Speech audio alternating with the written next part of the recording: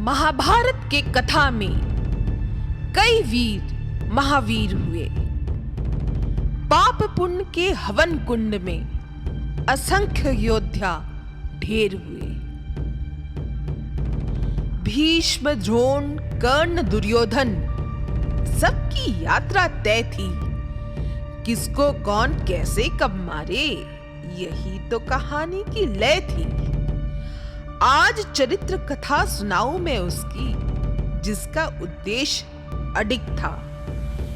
भीष्म की मृत्यु का कारण बने, नाम उसका शिखंडी था।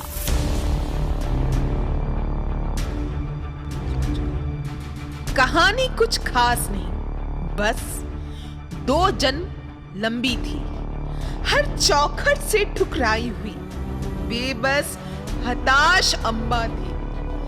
भीष्म ने अपहरण किया, फिर उसको छोड़ दिया। लौटी जब अपनी प्रेमी के पास, शैलराज ने भी ठुकरा दिया। जब परशुराम ने भी मुंह मोड़ लिया, हताश होके उसने आत्मदाह किया। पर जाने से पहले शिव से ये वरदान लिया, कर सकूं भीष्म का अंत, ऐसा एक वरदान लिया।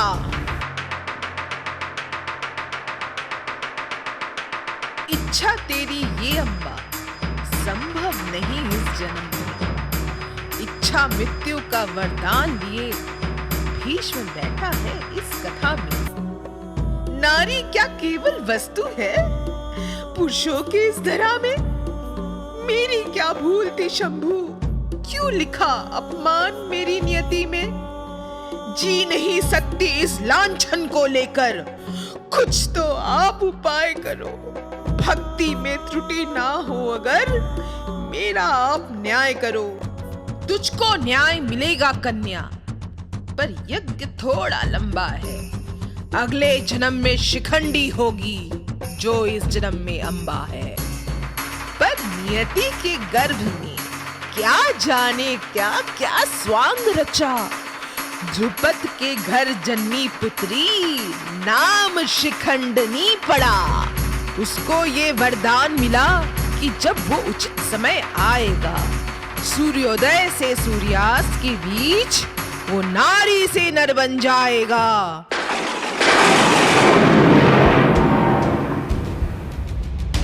कुरुक्षेत्र के युद्ध में 10वें दिन वो घड़ी आई।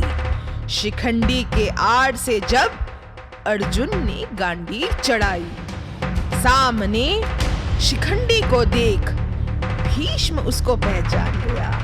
अम्बा के अपमान की ग्लानि, हाथ उसका वहीं थम गया। देख के ये शिखंडी ने जोर से चित्कार भरा, क्यों हर बार तुम ये कृत्य दोहराते हो? नारी को समयाई समझो, योद्धा हूं, युद्ध करो।